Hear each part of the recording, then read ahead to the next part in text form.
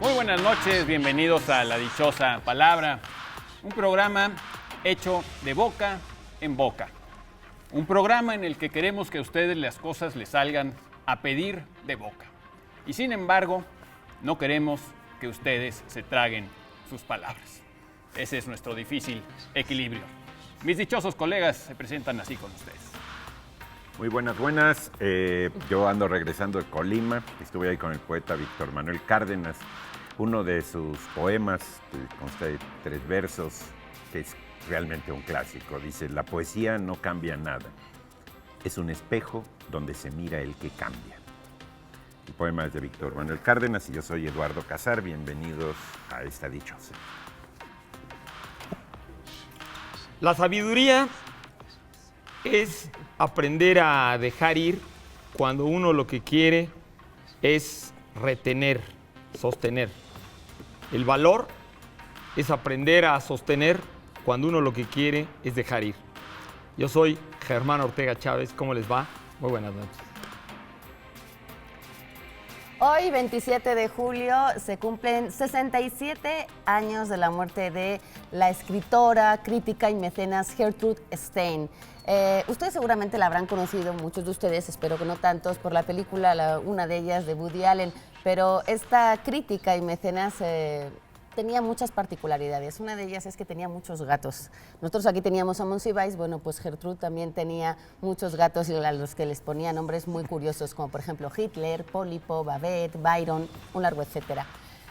Vivía en el barrio latino de París, donde ahí recibía a pintores y a escritores que ella apoyaba. Primero lo intentó con los pintores y luego se fue con los escritores, cuando empezaron un poco a decaer por culpa de las guerras. Uno de los que frecuentaba el estudio de Stein era Picasso. Se dice que posó 90 veces para un retrato que le hizo y luego dijo: pero no me parezco nada, Pablo. Y entonces él le contestó: tranquila, que con el tiempo te terminarás pareciendo. Luego ella, un poco para vengarse, lo que le dijo es como: Pablo, leí tus poemas y ¿qué crees? Mejor ponte a pintar. Eso es un poco lo que diríamos aquí en el lenguaje más actual, como de zapatero a tus zapatos. Así que yo les doy la bienvenida, dichosos, a su dicha. Buenas noches, yo soy Laura García. Muy bien. Pues las vacaciones son para muchas personas un gran periodo de igualdad en el que se borran las diferencias entre los que estudian y los que no estudian. En las vacaciones no hay calificaciones, no hay faltas, no hay listas que discriminen entre los que se apellidan con la A y los que se apellidan con la Z. Y sin embargo, también en las vacaciones creo yo que es cuando más se nota la diferencia entre los que realmente van a educarse y los que no. La diferencia entre los que leen por gusto y los que no. Bueno, algunos solo leen bajo la dichosa palabra de esta noche que estamos a punto de definir para ustedes. Lo haremos dentro de unos minutos. Vamos a comenzar primero que nada. Que te ibas a referir a que las vacaciones igualan, y no se nota porque todo el mundo anda en paños menores en las playas y pues se ven. ¿Se notan más? Sí. No hay uniformes escolares tampoco. ¿Cómo no? Bueno, tenemos algunas preguntas en nuestro Twitter y en nuestro Facebook. Una pregunta que les estamos haciendo y que los invitamos a ustedes a que respondan con su punto de vista. Les estamos preguntando más o menos qué porcentaje de libros de los que han leído creen ustedes que seguirán leyéndose dentro de 100 añotes. Y hay algunas respuestas ya muy interesantes de ustedes, las iremos leyendo. Participen en nuestro Twitter, @ladichosa22, y en nuestra página de Facebook. Y si les parece bien, pues obviamente también los invitamos a que nos escriban y nos llamen por teléfono y participen con sus preguntas y sus comentarios, que son muy bien recibidos. Vamos a comenzar con esta pregunta que nos hace alguien que o se llama Carlos Charlie o simplemente quiso reiterar que era Carlos y que le dicen Charlie. Carlos Charlie nos pide que hablemos de lo que es un paradigma. Una pregunta ejemplar. Un paradigma en términos, digamos, normalitos, no técnicos. Paradigmáticos. Es como un ejemplo, como un modelo. El paradigma de la ciencia, el paradigma de los institutos, el paradigma de... ¿sí? Así es como lo usamos. Y en lingüística, el paradigma son Hay dos ejes, eso yo lo aprendí en Introducción a la Lingüística. El paradigmático, que es porque está parado, y el sintagmático. El sintagmático es el de la combinación, y el paradigmático son las unidades semejantes de las cuales uno escoge a la hora de formar una palabra, ¿sí? Por ejemplo, no sé, entre gato y felino, ¿sí? Gato y felino pertenecen al paradigma de los tigres, como el que trae en el pecho aquí mi compañero Germán, ¿verdad? Y entonces son unidades que pueden reemplazarse, ¿sí? Y también hay otro Pero uso que tienen como una idea, como una misma... Son una semejanza, una semejanza. Podríamos decir que pertenecen al mismo campo semántico. No sé, para despegar, ¿sí? Los paradigmas pues tienen que ser alas, aviones, helicópteros, impulsos, cohetes, no sé, algo así, ¿sí? Y también se habla de paradigmas científicos cuando un paradigma ha prevalecido durante mucho tiempo y luego cambia. De hecho, por ejemplo, no sé, la idea de que la Tierra, la Tierra estaba en el centro y el Sol giraba, ¿no? Era un paradigma que luego cambió. Bueno, quien de hecho, quien creo que popularizó esta idea de los paradigmas científicos fue, a lo mejor la inventó él, fue Thomas Kuhn en su famoso libro La estructura de las revoluciones como tú científicas, dices, ¿no? lo hizo famoso, lo difundió, porque la palabra paradigma pues aparece en Platón, desde Platón exactamente. Pero la acepción común es ejemplo. Ese ejemplo, bueno, ahí exactamente los filósofos dicen que la diferencia entre el uso que hizo Platón de la palabra paradigma fue que Platón lo tomó como modelo, en el sentido de modelo ejemplar. De hecho, para muchos, prácticamente el concepto platónico de idea es casi sinónimo de paradigma, o sea que en el cielo están los paradigmas, o sea, los modelos ejemplares. En cambio, Aristóteles empezó a deslizar el sentido de la palabra paradigma más hacia ejemplo, en el sentido de copia, que no es lo mismo. Una cosa es el modelo ejemplar, que es el perfecto, eterno, único de Platón, y el otro, el uso de Aristóteles de paradigma, es de las copias, ¿no? Las copias que representan ese modelo. Ahora, etimológicamente es de esas palabras que a mí me gustan mucho porque ¿de dónde viene paradigma? No viene de ningún lado. En latín se decía paradigma. Claro. Nosotros usamos muchas palabras en latín, medio hablamos latín, ¿sí? En cierto sentido, habría que sacar el porcentaje, hay que preguntar en Twitter. De palabras idénticas que no han... Sí, que las seguimos diciendo igual como son. Sí. Claro, hablamos un latín medio vulgar. Sí. Claro. Ahora, en filosofía de la historia, a partir de Kuhn, se empezó a usar la palabra paradigma en el sentido de que un estilo cultural, una visión del mundo, lo que los alemanes llaman Weltanschauung, que incluso algunos autores en español traducen la misma palabra y la ponen literalmente en alemán, o sea, esto que quiere decir como visión, concepción del mundo, concepción del mundo, ¿no?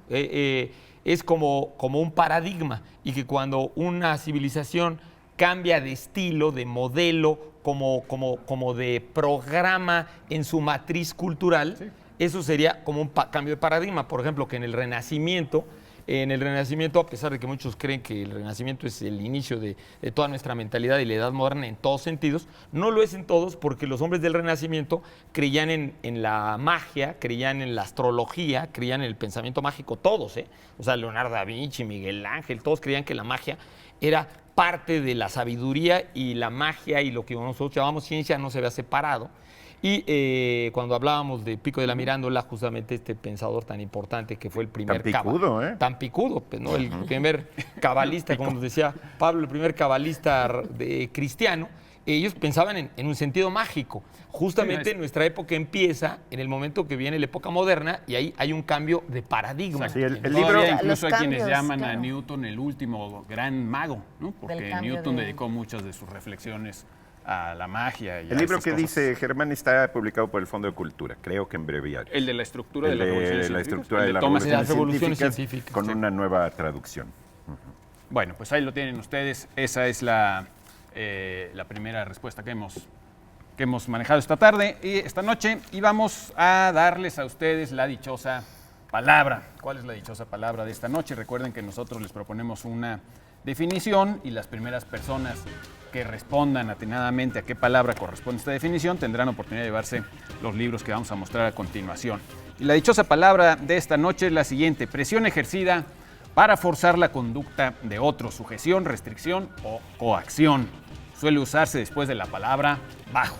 Algunos solo leen bajo. Bueno, vamos a ver, y son Bajo vacaciones, presión. esos no están leyendo, ¿no? Claro. Vacaciones. Bueno, para los que nos contesten, tienen ustedes aquí de Elena Garro, un libro que para muchos es pues el más querido de ella, Los recuerdos del porvenir. Se están cumpliendo 50 años en octubre de la reimpresión por primera vez de este libro. Es una cortesía de Planeta, editorial Joaquín Mortis. Qué padre.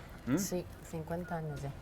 Flambus Green, este duende que hace muchas aventuras, hay 4 títulos de él. Bueno, este es uno de ellos, un duende en la ciudad de Roberto Pavanello, un ilustrador, escritor de libros infantiles. Los duendes, lo que aquí también conocemos como chaneques o aluches, todo este mundo de magia con los duendes que son los que protegen, los que cuidan los árboles. Bueno, pues habrá que ver qué hace Flambus Green ahora en una gran ciudad donde la naturaleza cada vez está más en vías de extinción. Así que ahí para combatir y para combinar la naturaleza con la urbanidad. Bueno, y también tenemos de Francisco Hernández, este gran poeta, Premio Nacional el año pasado, en una edición muy bonita de Almadía, como son las de Almadía, que siempre tienen su doble cara. ¿Sí? ¿Sí? Mal de Grapes. ¿De Robert Graves o de qué Graves? Hay otro O de personaje tumbas. que se llamaba el doctor Robert Graves, con el que establece Hernández en los poemas un como diálogo. Ok, pero no se refiere al Robert Graves. Al mitólogo, El no. mitólogo, ¿no? Y poeta, ¿no? Bueno, no, aunque aparece. No sé si tenemos tiempo para otra pregunta y si no, vamos a responder alguna pregunta corta, si no les parece, si les parece bien. A ver, aquí hay una pregunta muy peculiar de Fausto Carmona que nos pide que comentemos acerca de Ducesio el Sículo y de Esiles. ¿Esiles? What? Esiles, sí, Esiles. Esiles, yo creo que Esiles. ¿Esiles el Escita? El escita, bueno, era un guerrero escita. Yo que sepa la expresión, pues es una expresión nada más de Ducesio y Esiles, ¿no? Ducesio y Esiles. Y pues que yo sepa, proviene de... Esiles es un personaje mencionado por Heródoto en sus historias, y Ducesio es un personaje mencionado por varios de los autores griegos del sur de Italia.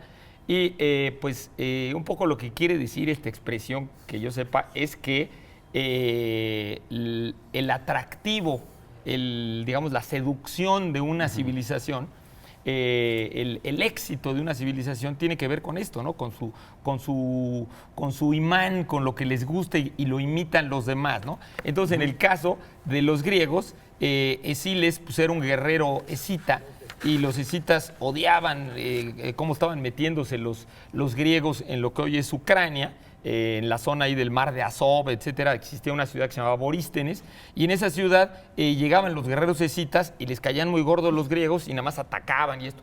Y este Esiles pues llegó y en secreto se metía a la ciudad, compró una casa, se casó con una boristenita y cada año iba un mes. Él decía que se iba de cacería y se metía un mes a la ciudad griega a vivir como griego, hasta que un día su hermano, que era uno de sus generales, lo cachó y fue considerado traidor cultural, y entonces fue asesinado. Y el caso de Ducesio no murió tan trágicamente, sino Ducesio es el más importante líder sículo de los originales pobladores de Sicilia, y Ducesio hizo la mayor resistencia contra los griegos. Justamente hizo el mayor conglomerado de tribus que atacaron Siracusa, y estuvo a punto de destruir Siracusa y ganarle a los siracusanos. Cuando perdió, se fue, y resulta que se fue a Corinto y regresó a Sicilia vestido de griego, hablando griego y fundando una colonia griega contra esos griegos que él había estado, ¿no? Pero O sea, entonces, Bueno, lo cual esta habla del seducción. atractivo de la vida griega. Griega, que claro, que esta la vida seducción civilizada de- tiene sus ventajas también. Claro, claro, ¿no? Pero la Los- expresión, ¿cómo se usa? Pues Ducesio de Siles quiere decir, pues mira, como por ejemplo nosotros los mexicanos o los latinoamericanos, pues sobre todo en la década de los 50, 60, pues andábamos como Ducesio y Siles respecto a la cultura norteamericana, ¿no? Creo que ahora ya no es Como que nos estamos agriegando. agregando, en el sentido de que nos gusta y aunque nos caigan medio gordos y hablemos mal de los gringos. Saludos o en a algunas todos los ocasiones- paisanos que nos están o, viendo. digamos, no digo yo ni nadie, sino digo, es una general. posición de Decimos muchos mexicanos, Ducesio y así. pues nos volvemos como Ducesio y Siles, que empezamos a copiar sus maneras culturales, ¿no? Porque nos parecen muy Es atractivas. copiar, no es de que les des favoritismo a ellos, o sea, No, una no, cosa no, como es de que malinchista ahora. te empiezas a mimetizar porque te atrae esa Claro, cultura. vale. ¿no? Bueno, como los cecitas no salen muy a menudo en nuestro programa, a mí me gustaría contar una muy breve anécdota de la suitecita de Prokofiev. La suitecita. Porque cuando la estrenó, él era la Primera Guerra Mundial y la suitecita requiere una orquesta muy numerosa, con muchas percusiones, arpa, piano, celeste, etcétera. Y el día del estreno se anunció que se iba a hacer y no se hizo porque no había suficientes músicos y entonces no se pudo realizar el estreno. Sin embargo, en la época había un famoso crítico musical que de todas maneras escribió que la pieza de Prokofiev estaba muy mal, que se oía muy mal, que había estado muy mal la composición, la interpretación, todo. Curiosamente, pues no había más que una partitura que estaba en manos de Prokofiev, la orquesta ni siquiera la había recibido y aún así los críticos cumplían con su trabajo. Bueno, dicho lo cual, vamos a hacer una pequeña pausa y regresamos aquí a La Dichosa Palabra después de estos mensajes de nuestros valientes patrocinadores. Volvemos.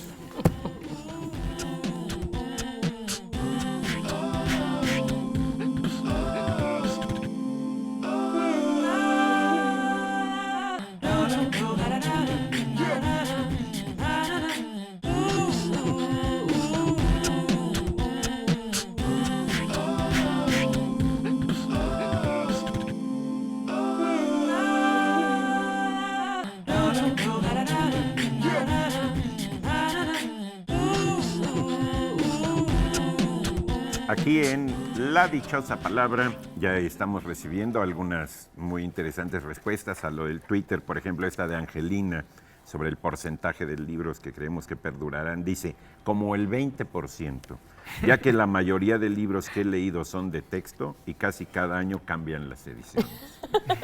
¿Para qué leerlo dentro de Eso es 100 muy años? bueno. Aquí hay una persona que tiene fe, pero poca fe, porque dice, yo creo que la Biblia. Yo creo que la Biblia. Lee la Biblia porque tiene fe, Pues pero sí. cree que dentro de 100 Oigan, la años lo familia seguiremos. Guzmán, que nos han de estar viendo al completo, porque Yadira Guzmán decía que ella cree que va a perdurar 1984, Julio Verne, me imagino que las novelas de Julio Verne, lo cual nos toma para ver un poco de ficción, y nacionalmente el Rulfo y Rodolfo Guzmán, El Quijote, Pues porque una estaría apuesta a la muy segura, bien, digo, sí, que no- pero fíjate lo que dice, que estaría muy bien porque entre 100 años ya se podría ver multimedia y en 3D. O sea, que se supone que ya Yo está espero vaticinando que que se lo pueda sigamos ver. leyendo a la antigüita. también. Eso espero. No, pues está muy bien, ¿no? Igual que el libro electrónico y se puede agrandar la letra y se puede hacer diferentes Verónica cosas. pues Rubio ahora nos ya dice jugar con que eso. los de García Márquez y Kundera, o sea, sí se fue por algo. En cambio, aquí hay Eli Ochoa, Jorge Montoya, Diego López Berserker, nos dicen que todos, que algunos se van a leer más y otros menos, pero que debido al mundo en el que estamos viviendo de la comunicación y de la retención de información a través de los aparatos, que todos los libros se van a leer, pero que unos más que otros. Ay, Ah, esperemos está que muchos sí se olviden. Yo espero. Bueno, vamos a Ya veremos. una nueva pregunta de Roxana Martínez. ¿Quién fue Lady Lovelace? ¿Lovelace? ¿Se Bueno, pronuncia? Lovelace, me imagino que... Lovelace. Sí, Lovelace. de- Lovelace. Pues fue, Que los bueno, primero que nada fue la hija de... Suena bien. Fue la hija de Byron. Ni más ni menos. La hija de Byron. No se conocieron Byron. tanto, ¿eh? O sea, sí Bueno, es no se una hija conocieron nunca biológica. porque Byron abandonó a la mamá cuando ella era una bebé. Entonces Sí, Byron sí. realmente ella no, bueno, Trató muy poco sabía con que era él. hija de Están Byron. enterrados juntos, Pero creo que eso ni sí. se vieron nunca. No. Eso no sé, ella pero- en edad de razón, ¿no? Pero Pero sí. ella siempre sostuvo el apellido Byron, o sea, ella así Sí, sí, de sí. casada, o sea, nunca negó ni trató de ocultar que era hija de Byron. Le decimos Lovelace porque fue condesa de Lovelace, porque ella se casó y se casó con el conde de Lovelace. Ella en realidad, bueno, como dijimos, pues era Ada Byron de nombre de pila. Y en realidad es famosa no por haber sido hija de Byron, pues eso es un También. accidente Eso simplemente, ¿no? cualquiera. Eso pues, no lo eligió ella. Sí, como el bebé, Eso le pasó. como el bebé de los príncipes ingleses, pues eso es un O el de accidente. Rosemary. Eso es un accidente, ¿no? Feliz, un No, feliz es un niño accidente. deseado, no es accidente. Bueno, y entonces, Bueno, pero la recordamos sobre todo porque ella se dice que escribió el primer algoritmo diseñado para una computadora. Estamos hablando de la primera mitad del siglo XIX y obviamente no había computadoras, pero en aquel entonces vivió Charles Babbage, que fue quien hizo una aproximación teórica muy importante a las computadoras modernas. Después se olvidó un poco el trabajo de Babbage porque él fracasó rotundamente. Intentó construir lo que él llamaba su, si no me equivoco, máquina analítica y fracasó. De hecho, Pero lo Babbage interesante es el fue trabajo. importante por ella. O sea, conocemos más a Babbage gracias a Lovelace. No, yo diría que Babbage era un 50-50. personaje muy singular y Muy él locote, realmente estaba loquísimo. Y además él fue el quien tuvo todo el proyecto en las manos y quien recibió dinero del gobierno y tenía mucha reputación, era muy famoso en su época. El gobierno británico tenía mucha fe en que él iba a poder producir esta máquina para procesar números. Algo Lo increíble en esa interes- época, que Ah, no. tuviera tanta fe en él y que los hubiera convencido de Y algo que durante no se años sabe. recibiera subsidio Sí. de la Tan corona, de ¿no? ciencia ficción. ¿no? Y gastó mucho dinero, pero es uno de esos grandes fracasos que valen la pena, que históricamente son recordados y que aprendimos mucho a través del gran fracaso de la computadora de Charles Babbage. Y bueno, en efecto, pues colaboraron juntos.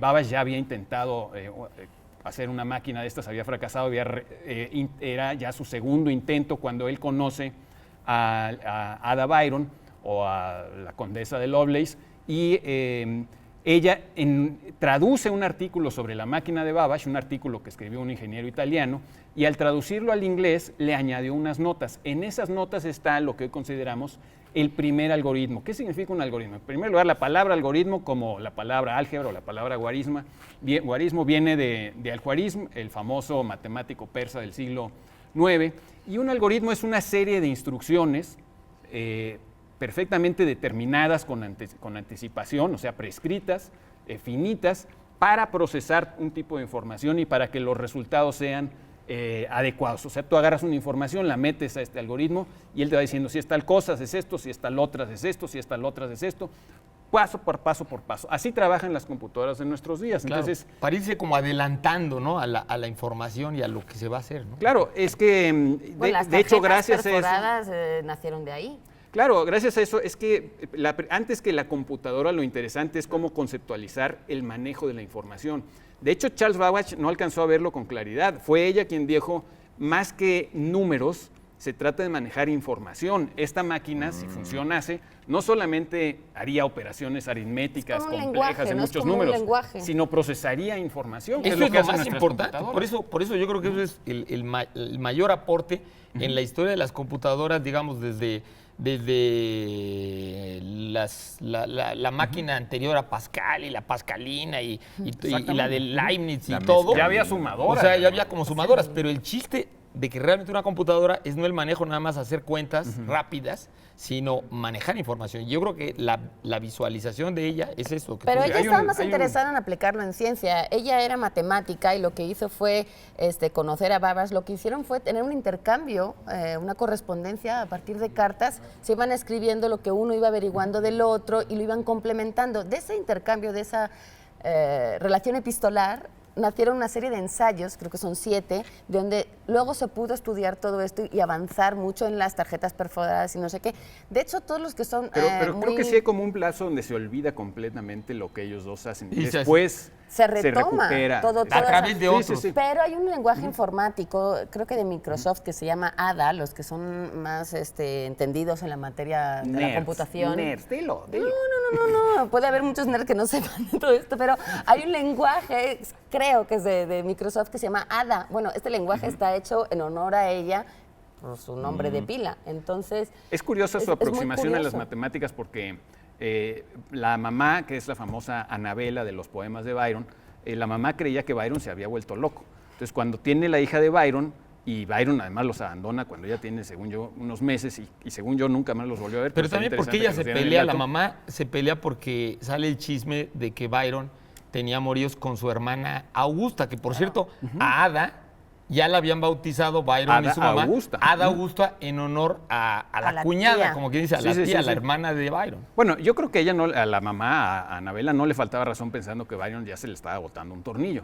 Y yo creo que sí se le estaba botando un tornillo. El hecho es que Bueno, de hecho, la puso a mamá lo que estudiar procuró... matemáticas justamente por Exacto, eso. la mamá procuró que la niña no tuviera acercamiento a la literatura ni a los poetas románticos y le consiguió muy buenos maestros en matemáticas y entonces tuvo una educación excepcional, científica, excepcional, aunque ella pues obviamente siempre sentía este vínculo con el padre ausente, etcétera, etcétera. De hecho, te digo que están enterrados juntos, Oye, pero- padre e hija.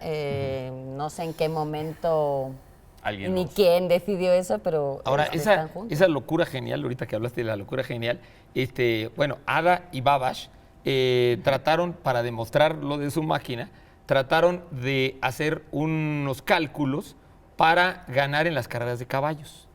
Y exactamente, ganar en las carreras de caballos. Y como fracasaron, fue uno de los últimos fracasos, Sí, porque sí. todo el No, mundo, de hecho, ¿qué ella- es más difícil hacer cálculos para ganar las carreras de caballos que hacer una computadora la más compleja del No, sí. mundo? No, sí. Eso ni las de ahora, ¿no? De hecho, ella murió súper endeudada por las apuestas en los caballos. O sea, ella se aficionó a O sea, que no le apostar funcionó mucho y le su fue método. súper, mega, súper, muy, muy mal. Ahora tú dices...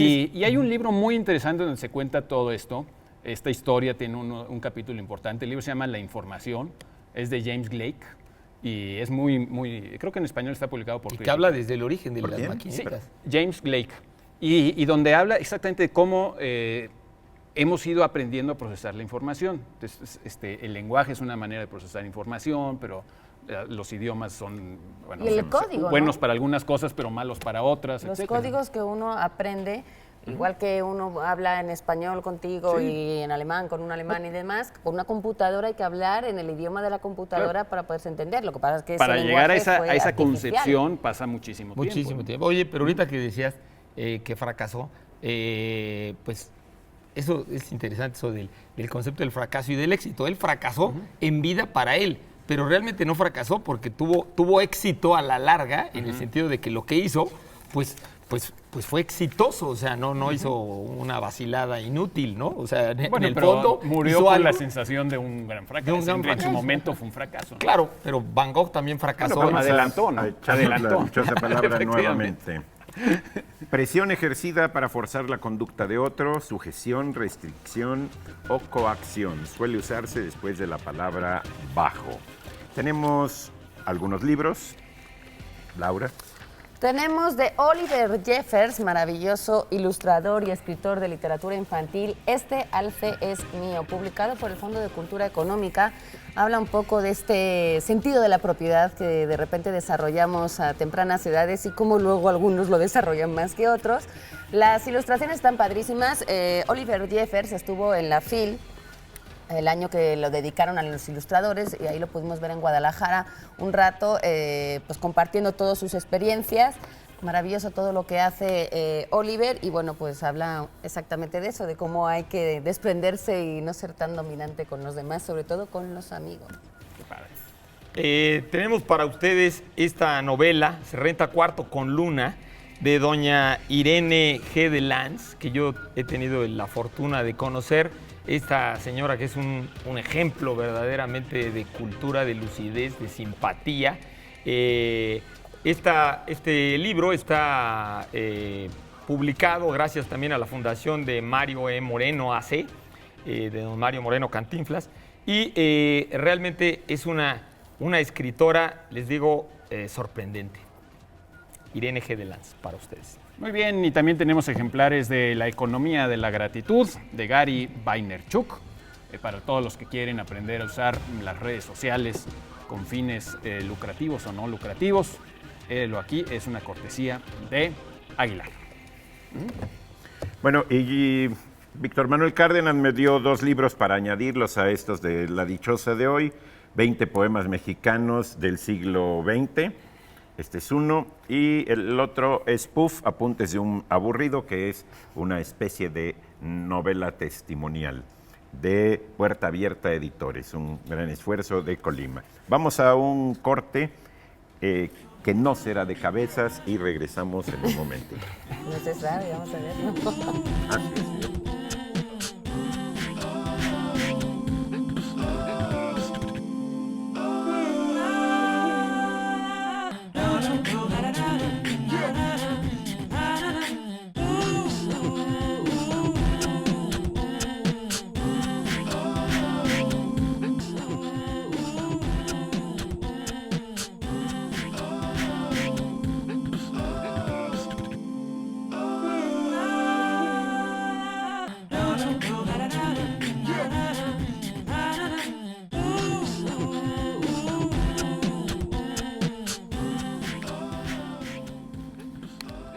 Aquí estamos de nuevo con ustedes. Yo le quiero mandar un saludo muy afectuoso a mi estimadísimo Rodrigo Ánimas, colaborador, amigo, artista plástico, futuro arquitecto, del cual he aprendido muchísimo y que realmente ha sido un apoyo y una sorpresa conocerlo.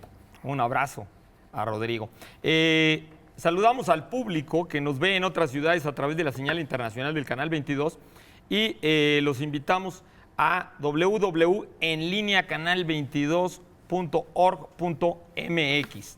La retransmisión en este canal internacional es el miércoles, nuestra retransmisión toda es el miércoles a las 00:30 horas, como está ahí en su pantalla. Bueno, vamos a seguir con las preguntas de ustedes que nos tienen aquí, pues, en estos debates sabatinos.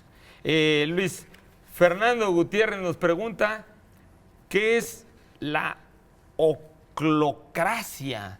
La oclocracia como de oclusión. Es una palabra bonita o Intestinal. bastante fonéticamente curiosa. Es una cracia, es decir, es una forma de gobierno. Oclos viene del griego, muchedumbre, plebe, muchas veces se puede traducir. Y un poco la traducción literal sería eso, el gobierno de la muchedumbre. ¿Qué significa esto? Bueno, han sido muchos los filósofos, los estudiosos que a lo largo de la historia han estudiado, han analizado este término de la oclocracia como una degeneración de la democracia. Es decir, cómo la democracia degenera en esta autoridad que se presenta a través de corrupción de los de arriba, de violencia, de mentiras, la política del miedo. Diles que pongan Quizás- mucha atención, quizás Laura, les porque es un suene término esto. muy importante Muy de para el día de actualidad hoy. en todos los Pongan atención. sociedades. Y es eso, es la muchedumbre, es decir, todos nosotros lo que hacemos es votar a una serie de personas que no son los mejores según esta teoría. Ojo, que yo nada más digo la definición, que cada quien se agarre lo que le corresponda. Estas personas lo que hacen es, a partir de argumentos un poco de ficción casi, porque lo que hacen es prometer cosas inalcanzables, una política muy popular. Populistas, totalmente populistas. Inalcanzable. Demagógica. Demagógica. Ilógica, no, imposible. No, demagógica. Pero es imposible, porque prometer cosas que ya saben que no claro. van a cumplir, eso también es una manera como de mentir a Pero los votantes. Ve los periódicos todos los días. Pues así. Ahí están, y consta que no estamos hablando de ninguna sociedad, esto es mundial. Son yo los de arriba que no están como muy preparados o que de alguna manera van a totalitarismos. Ejemplos, para no poner muy cercanos, pues podríamos decir, por ejemplo, Castro, Chávez, gente que sube al poder y que luego se queda en una política muy popularista, como dices, y populista, perdón, y pues degenera en eso, da mucho margen también a corrupción, a que sea más complicado terminar con ella. Fíjate, lo que hacen es una serie de redes que hacen que sea muy complicado terminar con este tipo de política en la que permanecen ellos. Yo creo que en el poder. aquí digamos, no es una palabra que se usa con mucha frecuencia. No, Yo no, no lo es muy oigo. rara. Yo nunca Es lo una he palabra que oído. se usa rara vez.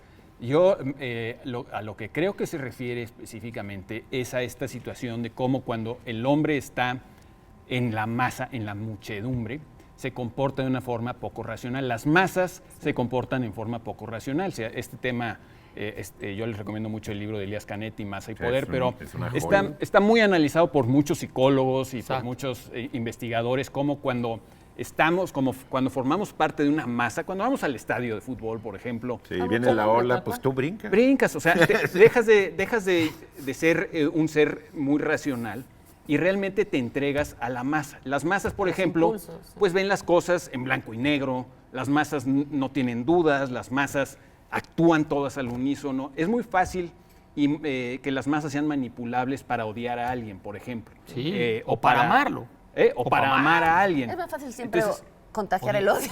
el odio es según más yo. fácil de contagiar, pero también se crean cultos, las masas pueden adorar a alguien. Y entonces yo creo que el término oclocracia se usa justamente para hacer esa distinción entre, en una democracia, pues se supone que los ciudadanos van y votan, pero tienen incluso unos días de reflexión antes de votar, las decisiones se toman de una forma más racional. Y en cambio, en la oclocracia es cuando sale el líder y ahí frente a las masas, ¿verdad? Que quieren que acabemos con los extranjeros. Sí. Entonces van y acaban con los ¿Y extranjeros. oclo viene de cerrar, como tú decías? No, Viene de muchedumbre, muchos. tal cual. De hecho, es un término que ya usaba Aristóteles. O sea, esto no es nada Sí. actual. Es decir, esto viene, por eso les digo que nadie Bueno, se lo y- tome personal, porque esto viene como Aristóteles ya lo anunciaba como una de las 3 formas de gobierno que son la degeneración de la democracia. En que realidad son Aristóteles pensaba que la tiranía, democracia misma ya era una forma de degeneración. Oclocracia. o sea, era ya lo Porque- último, era la tiranía, la oligarquía y la oclocracia. La Es decir, oclocracia. lo pone así en el mismo Claro, nivel sí, las sí, sí. tres. Las tres. Pero ya en el siglo II o III antes de Cristo ya hay registros. Polibio ya Sí, lo el mencionaba historiador. Por supuesto, en sus Polibio, obras. Polibio le da mucha importancia al concepto de oclocracia y digo, con todo respeto, digo, la verdad es que vivimos en sociedades oclocráticas de acuerdo a Aristóteles. O sea, hoy, básicamente, por ejemplo, el otro día estaba yo en una clase y justamente salió el tema, no el nombre de oclocracia, pero salió el tema concepto. de Jean Bechler, un investigador francés, que estábamos analizando algunos conceptos políticos, y Bechler justamente habla de la oclocracia de paso, diciendo que la diferencia, y ya Juan Jacobo Rousseau también lo notaba, es que la democracia se basa en que todos somos racionales y libres en cierto grado, y que cuando vamos a votar como individuos. Y entonces Juan Jacobo Rousseau le llamaba la voluntad general a la suma, Frente al suma individual. de las voluntades libres individuales y por lo tanto, como libres, ligeramente distintas y únicas. Y la oclocracia es cuando la gente deja de votar como individuo distinto y único y se apelmaza, se aglomera en una masa y vota manipulada justamente por estos líderes que Pero tú hay señalabas. Es que, por ejemplo, Pero hay en, ejemplos mucho más en Corea fáciles. del Norte, pues vas a votar. De hecho, hay votaciones. Lo que pasa es Claro. que solamente aparece un solo partido, un solo líder, quién vas a votar? una sola fórmula, pero te sorprenderías, vota el 100% de la gente, según cifras oficiales. O sea, ahí hay una manera de no admitir esas diferencias libres, esas diferentes voluntades que son, como dice Germán, pues distintas unas de otras. Si no estás dispuesto a reconocer esas diferencias entre unos y otros, pues ya ni siquiera estás hablando de una democracia, estás hablando de una oclocracia, de ese gobierno donde la masa se manifiesta con una voluntad única y no hay manera de salirse de ella, Pero ¿no? también ejercemos Yo- oclocracia en el día a día, por ejemplo, cuando estamos faltando a la autoridad y empezamos estos insultos que hemos visto de todas las ladies y los gentlemen, estos que se están poniendo ahora de moda, ahí se está ejerciendo también oclocracia, porque en realidad lo que estás haciendo es quitarle la razón a la autoridad y tú ejercer tu propia autoridad como muchedumbre, ahora sí que masa. Yo digo, muchedumbre y masa, pues en realidad es una borrachita contra el mundo, no es la masa contra... Pero ahí se está sí, no es algo Bueno, es que genérico, la afortunadamente. borrachita viene con todo y masa. ¿sí?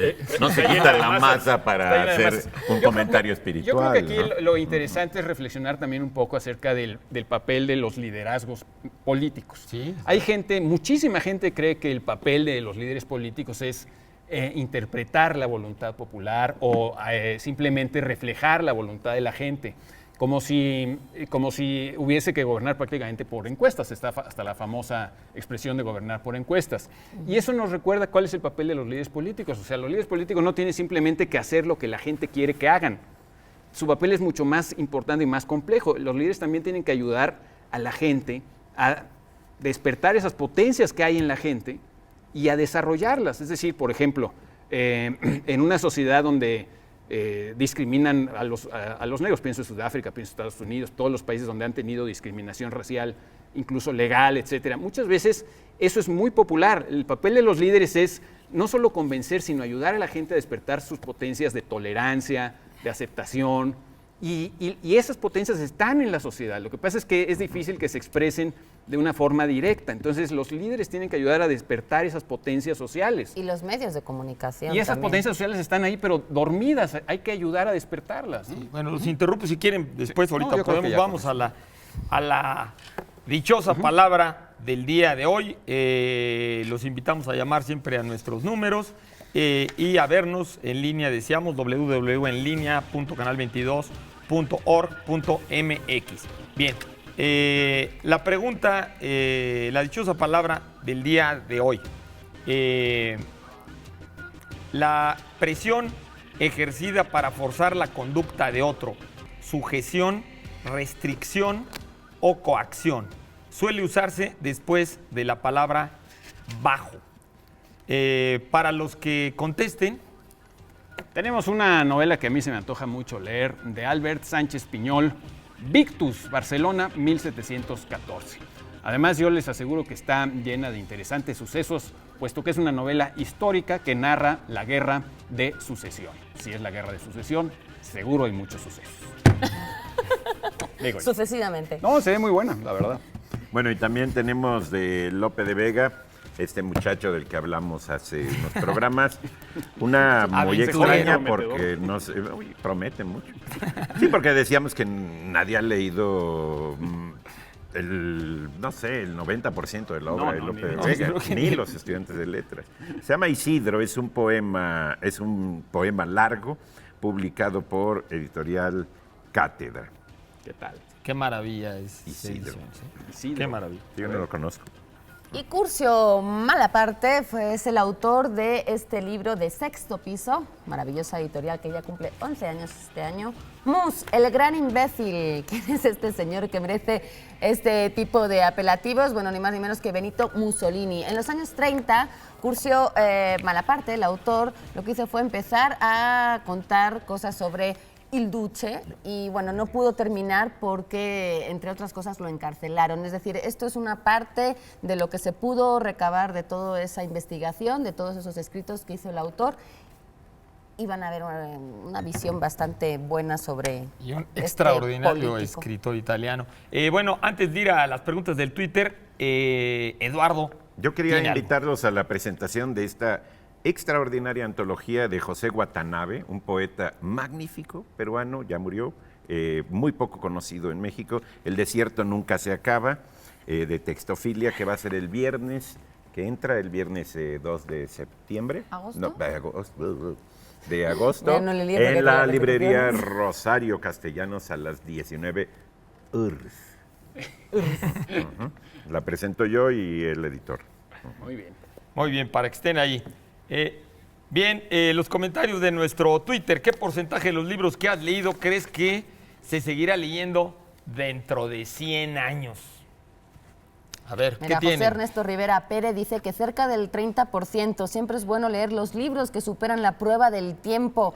Siguiendo el consejo de Luis de no leer más de 3 libros contemporáneos, sin leer entre medio uno antiguo, para no condenarnos a vivir solo en nuestro tiempo como hombres de nuestro tiempo solamente.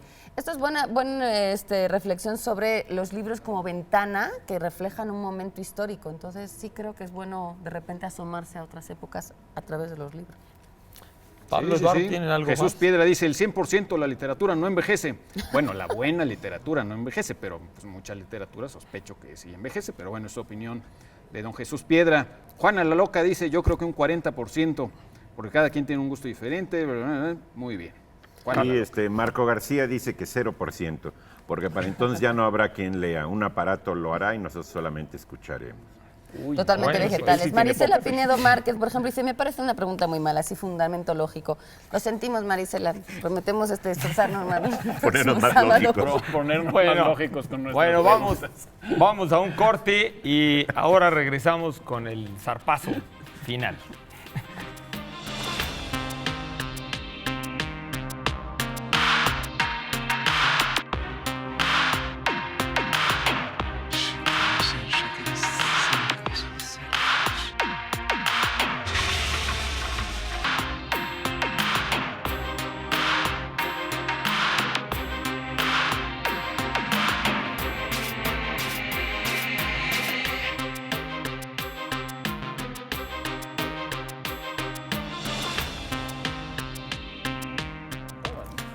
Últimos minutos de la dichosa palabra del día de hoy. Ya hay ganadores para esos libros que hemos estado presentando hoy.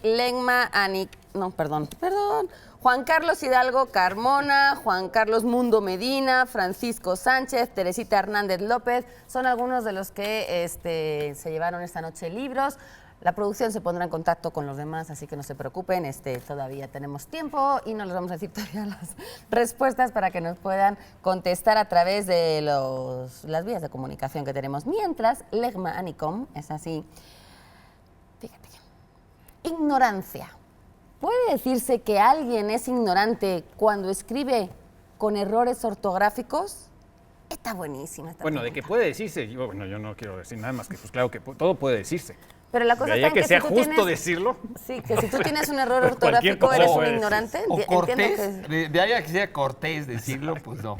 Ahora, ignorante de las reglas de ortografía, me imagino que sí, pero no sé si alguien quiere. O sea, hay dos tipos de ignorancia. La crasa, que es la que no tiene disculpa. Y supina. la supina, que es la absoluta. Una no tiene disculpa Y y, otra. la otra Pero ¿y es cómo absoluta. diferencias con la Es decir, palabra? la que no tiene disculpa es, haz de cuenta que le preguntan a alguien de letras, oye, tú no has leído, no sé, el curso de Saussure, y esa es una ignorancia crasa, ¿sí? Porque debió haberlo leído. Haberla leído. Y la supina es cuando no sabe nada de nada. Todos no sabemos de algo. ¿Y Es cómo decir, es la si es diferencia? ignorante de ciertas reglas de ortografía. cuestiones de ortografía, Ahora pues que es ve. ignorante de reglas de ortografía. No se puede decir que es un ignorante en general, porque seguramente Exacto, sabe mucho de panadería, de ingeniería, de pintura. Yo ahorita, por ejemplo, con lo de Babas y Lady Lovelace, Eres un yo me ignorante. vi un ignorante Supino. supino. Más no craso. Supino Craso. dorsal. Sí, porque además la palabra ignorante que ahora se usa, ignorante. la Real Academia terminó por aceptar una acepción de ignorante que no tenía en un origen. Ignorante es el que no conoce los datos de algo, pero por ejemplo ahora se utiliza mucho con no me ignores. Sí, Y entonces sí, no como si hacerte estoy caso. delante, no me puedes ignorar porque estoy aquí, o sea, es imposible, sería como de no hagas caso omiso de mí o algo así. Sí. Pero la gente lo usábamos como no me ignores, como de, oye, hazme caso, estoy aquí. Ah, entonces que la ignore las reglas de academia ortografía. Es que no tienes conocimiento, o sea, la academia tal cual lo define como, bueno, no sheré, ignorancia eso es- viene de no sheré, que Claro. es tener conocimiento de algo. Entonces, Gnosis, ser un gnosis. ignorante no tiene por qué ser ni peyorativo ni insultante, porque yo me puedo considerar una ignorante en física cuántica. Y soy ignorante, ¿por qué? Porque no tengo los datos que para poder hablar, para poder Todos somos conocer. Pero ignorantes. la física academia cuántica. realmente modificó eso, porque hace unos años se cometía muchísimo esa falta, Exacto, y efectivamente. era como dada como falta. Pero es ahí donde uno se pregunta cuál es el papel de la academia. Cuando la academia dice cómo hay que usarlo. Y cuando finalmente de veras la gente no le hace caso a la academia, entonces la academia dice, ok, no, entonces sí no se vamos a puede. empezar otra vez con esa Entonces discusión, sí se pero puede. yo creo que es Lo que cuando pasa es que se registra van un creando uso. nuevas acepciones y las van incorporando. Tienen sus normas No ignores para- eso, por favor, Carlos. No sea supino, ni Ahora, o es en mi otra caso, palabra craso. que tampoco viene de ningún lado, porque en latín es igual. Exacto. Sí. Sí, pero sí viene del indoeuropeo también, porque bueno, va a variar, eso pero es- no sheré, del digamos, nuevo no sheré. pero lo lees Sí, Sí, de europeo. gnosis, en Conocer. última instancia de gnosis, de conocer. conocer. Ahora, Agnóstico también tiene todo que por ver supuesto. ahí. Ahora, la gente a Ignoroso, veces... ignoroso, qué bonito sería. Oye, es bien ignoroso. Bueno, así diría Jaime Sabines. Los ignorosos callan. ¿Por qué? Pues porque no saben. ¿no? Bueno, a veces la gente a veces opone, por ejemplo, la palabra inteligencia. Yo ahorita ponía la palabra inteligencia, que tiene como raíz elegir entre varias opciones, inteligir quiere decir el que sabe elegir entre varias, pues realmente el que no usa las reglas de ortografía puede ser que las ignore en el sentido que tú decías, de que no les tome importancia, de que no las sepa o que no tenga inteligencia para manejarlas y para elegir si le pongo acento o no le pongo acento, si pongo... Pero si pones árbol Bueno, con pero H, ese último caso eso no sí sería un error. No un sería- error No sería ortográfico grave. estupidez, más bien, ¿no? Claro, pero a lo que voy que entonces se puede deslizar a ese sentido de estupidez o de tontería. Ahora, ¿cómo o- hacer la diferencia entre sí lo sabes, pero aún así escribes el Ahora, hay ¿qué muchas tal? personas Con K? que son analfabetos y que son muy sabios en muchas otras cosas. Claro. Sí, por O supuesto. sea, eso... Claro. Todos somos ignorantes, No ignoremos según eso. eso. Incluso No hay una ignoremos. frasecita de como de los tres chiflados, Einstein, que dice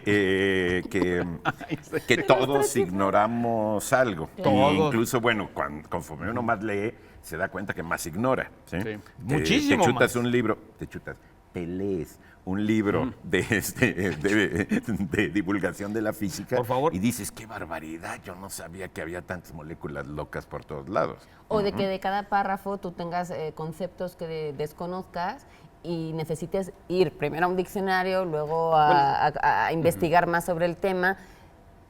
Ahora, Todos somos ignorantes en el sí. fondo porque siempre hay algo que desconoces por falta de datos y por falta de Pero estudio eso, sobre eso. pero eso no es Entonces, para justificar nuestras muchas ignorancias. O sea, yo acepto que somos ignorantes, pero tampoco creo que haya que jactarse o haya que enorgullecerse de nuestras ignorancias. Yo creo que nuestras ignorancias son más o menos y muchas veces muy vergonzosas, digamos. Hay que entender eso para Tiene las que ver con la personas que han ido a la diferenciación. escuela, que han ido a Tenido una más universidad, oportunidad. que han tenido oportunidad de aprender a leer y escribir Esa más es o la menos con crasa. corrección. Esa es la Claro, crasa. por eso. Esas es la personas, diferenciación pues de en ese Eduardo, caso, total. es craso que no sepan las más elementales reglas de ortografía. Ahora, para conocer absolutamente todas las reglas gramaticales y de ortografía, pues es una especialidad, es una especialidad. Ni siquiera los escritores de ficción o los poetas saben escribir absolutamente todo bien y sin ningún error gramatical ni ortográfico ni nada. Vaya, es una especialidad que deben tener los editores, los correctores. filólogos, los correctores de estilo, pero no ¿Por qué ni recurren siquiera a los herramientas, escritores. ¿no? Pablo? O sea, yo, por ejemplo, cuando voy a escribir un texto, sí me surgen muchas dudas. Creo que lo grave sería dejarlas ahí y a ver si están bien. Uno también tiene herramientas o podría consultar diferentes libros para asegurarse de que Claro. lo que está escribiendo, en el Y caso de sobre las todo reglas de ortografía. para de veras, digamos, para las personas que leemos bastante, cuando ves faltas de ortografía, no solamente es una cosa, realmente a veces te ofende una falta de ortografía, sí te sientes casi como si te fumaran al lado y no fumaras. O sea, sí puede ser molesto ver feas faltas de ortografía. Pero A lo mejor soy un exagerado, pero también pasa, es ¿no? gracioso, es decir, este es un recurso de... Hay un capítulo en Rayuela con puras faltas de ortografía. Leerlo es toda una hazaña. Pero sí sabes que está hecho a propósito. No, claro. Que Eso sabes Bueno, que es está la hecho a diferencia. propósito. Sí, En- no en- es porque se le haya pasado a Julito. Por eso te parece gracioso. En El Principio del Placer de José Emilio Pacheco, en las ediciones pues, que yo leí cuando era un muchacho, pues había faltas de ortografía deliberadas de José Emilio Pacheco, que obviamente no se libera ninguna falta de ortografía ni a él ni a sus editores, pero después han decidido que hay Ya que las corregir quitan. incluso esas faltas de ortografía. Y Sí. porque Es se que supone tiene que hay que ver partes con- que escriben un muchacho. Tiene que Ahora, ver no llegan mucho. con comunicarse mejor, simplemente. Exactamente, Y eso es lo entonces, por ejemplo, importante. Lo importante es la eficacia de la comunicación Sí. y si para tu eficacia necesitas usar faltas de ortografía, úsalas. Claro, Sí. como en Rayuela, Sí, hoy o como quería en Trilce, comunicar o algo. como en los Exacto, poemas como de en Girondo. Rayuela, Julito lo hizo. Sí, porque- O los poemas de Girondo que los usan también, o Sí. de Trilce, ¿no? O Juan, el que Juan Ramón Jiménez escribiendo con J, pues porque obviamente sabía que no todo iba con J Pero en vez de G, pero él Pero era quería ponerle Jiménez, el G. Jiménez. Sí, Lo- quería lo ponerle importante- J, ¿no? Lo importante es que la Jiménez gente es con J. no le tenga miedo a ser ignorante, sino a no preguntar y a no averiguar, pero ignorantes Sí, yo somos creo todos. que la ignorancia Ignorantes es somos todos, ¿no? quedarse como uno está y no tener como el cuidado o el interés por dejar de ser cometer ignorante en esas, eso, que a lo mejor eso sí. faltas de ortografía, que era a lo que se refería la pregunta. Pero bueno, Muy bien. a ver qué tan inteligentes, ignorantes hemos sido a la hora de encontrar la dichosa palabra de esta noche. Presión ejercida para forzar la conducta de otro, sujeción, restricción o coacción. suele usarse después de la palabra bajo. Nuestra dichosa palabra de esta noche era coerción. Esa era escrita así. También hay que Coerción. decirlo. Como la de iremos nuestro publicando productor a veces, ¿no? Que a veces la coerción Sí, a bajo veces nos coerción. vamos a corte bajo coerción. Quizá hoy vamos a terminar el programa bajo coerción porque por nosotros nos seguíamos unos 10 Porque nos minutos. siguen Dice gritando, que sí, que ustedes no lo vean, dice que sí, seguimos lo- teniendo Bajo aquí en el corsé. oído bajo corsé, como dice. Más respuestas que llegaron por Twitter, por la página del perfil de Facebook. Óscar Martínez Gámez dice, la mayoría de los clásicos deberían leerse dentro de 100 años, los escritores del boom latinoamericano, los griegos, etcétera. Lo lastimoso será que nos gusta tocar un libro y quizás solo leeremos con las cosas electrónicas. No creo que sea tan lastimoso, pero Usted es buena Óscar también. opina eso. Pregunta muy optimista, dice Manuel Mancera. En 100 años ya no estaremos los humanos en este planeta ni este programa. En 100 años de soledad, seguramente Bueno, ya no pues ya estemos nos solos, vamos. así que gracias por acompañarnos esta noche. Nos vemos el próximo sábado. Eduardo, Pablo, Laura, Germán. Y Laura Laura, Buen García. fin de semana. Eduardo. Sed felices. Isidro. Isidro.